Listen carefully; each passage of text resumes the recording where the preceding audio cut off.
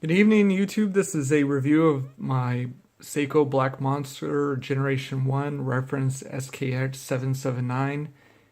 I bought this in 2010, have owned it for over 6 years now.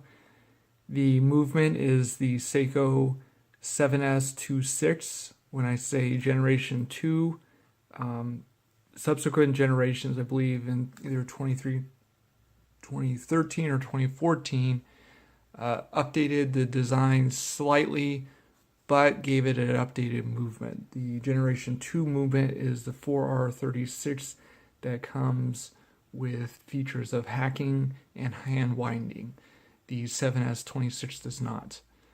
The other difference of the Generation 2 that I can tell is the applied hour markers are a triangle shape versus this is a rectangle. So in this review, I'll review why I've held on to this watch for 6 years.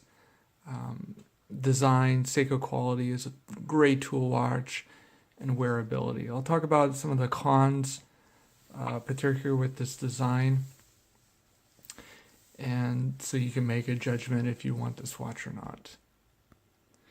Design, this is a chunky tool watch. Chunky diver, I would say. I would say it's kind of mid-sized. It is not large. Design is very unique to this Black Monster. As you'll notice, the bezel is all steel. There's no bezel insert. The case is very unique. You get this bezel guard on the bottom and the top. The guard also comes around the crown as well. You get these short lugs that affects wearability that I'll talk about later. You get a combination of brushed and polished. You get the dial pattern is not a copy of anything else that I know about. You get the hour hand as an arrow shape. You get these great applied markers.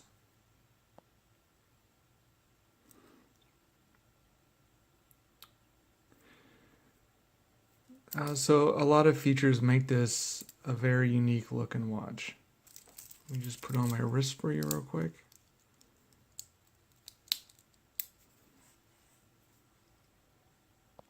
I have a 6.75 inch wrist. I've taken out a couple links and it wears great, even though it is borderline big for me, I would say.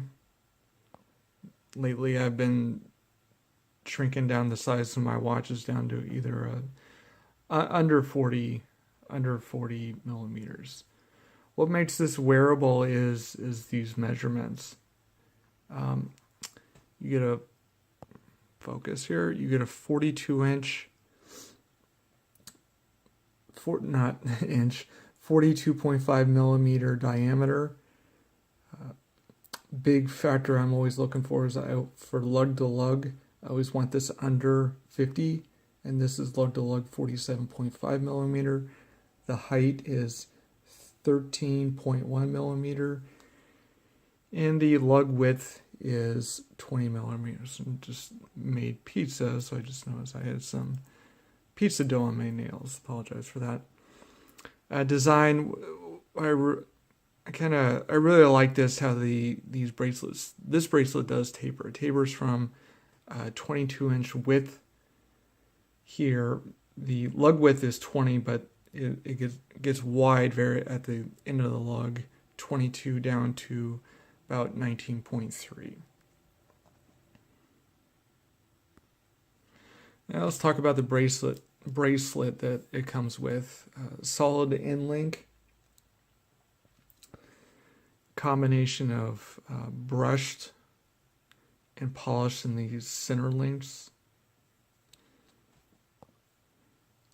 You get a nice clasp.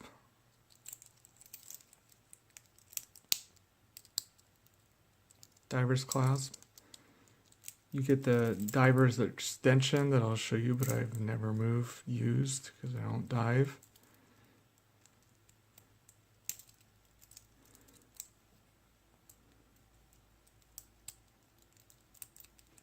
Ooh, come on.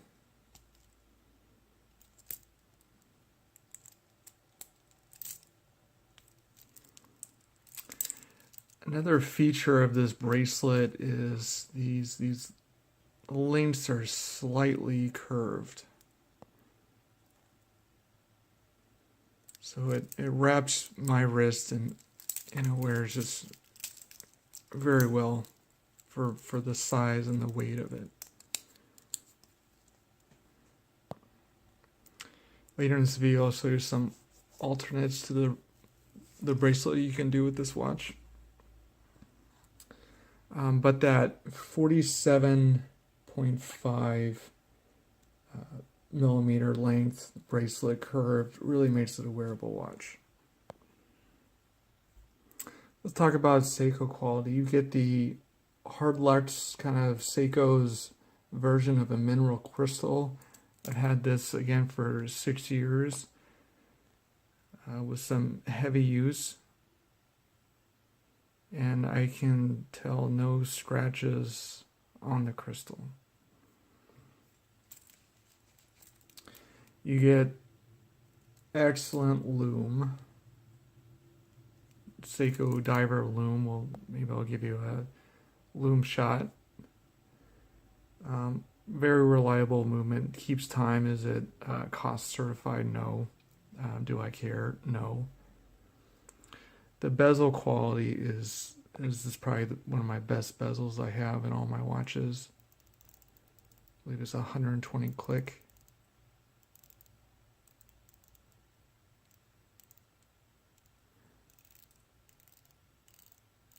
Hopefully you can hear that.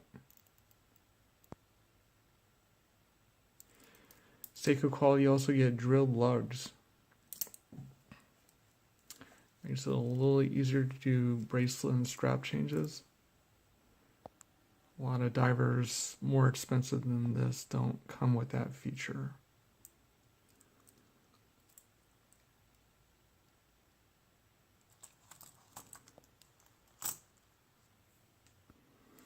Again, I mentioned the lume earlier. Let's see if I can charge it up and capture some lume. This will, even without charging it up, it will go through the night. I frequently do sleep with watches on my wrist just because I want to tell the time when I wake up at night.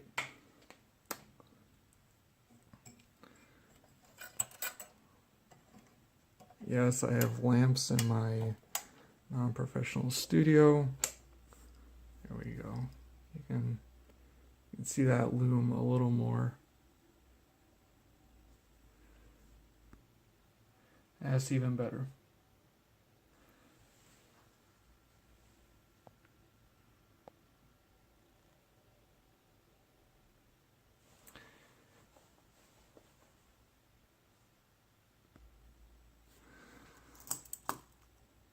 What else can I say? We already talked about the so design, Seiko quality, it's tool watch.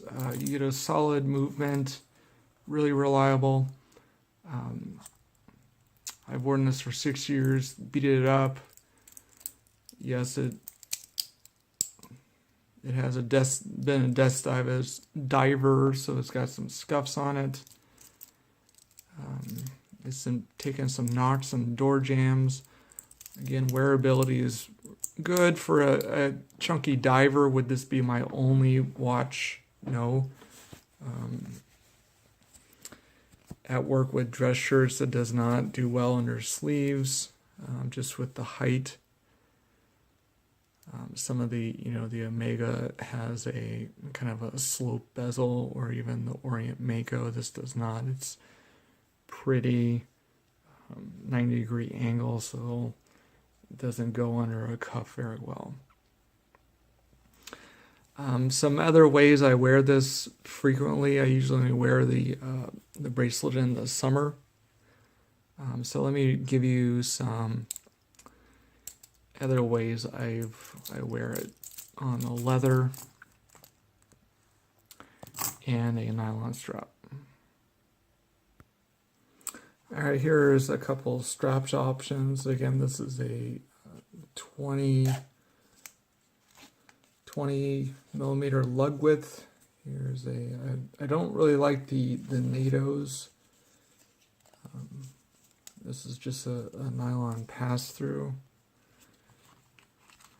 Let me tell you about the drawback of these nylons and kind of just, heavy divers in general is they can be top heavy. So if you don't have a good band to manage that weight,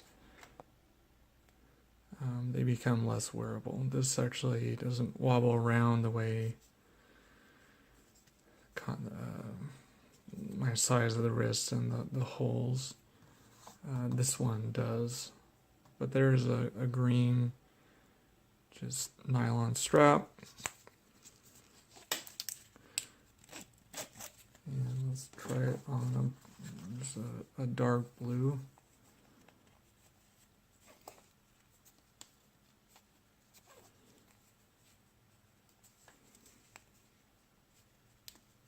I don't like so much. I actually cut this one off, but it would probably the extra layer would probably manage the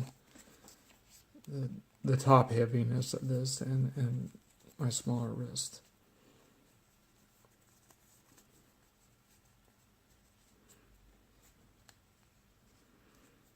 But that's what it looks like on a blue. It's not really coming out blue or black.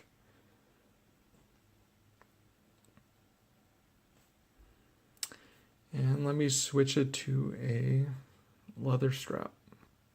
All right, here we have it on a Hirsch Liberty, dark brown with stitching. I've had this strap for probably 4 years and I love it. I got it on some website for around $35 when it was on sale. It has done me well, great value. And so I usually wear this, throw this on for the winter. And the thickness of it is nice, and it really tames the heaviness, the top heaviness of the actual case. And so that's what it looks like on a brown leather strap.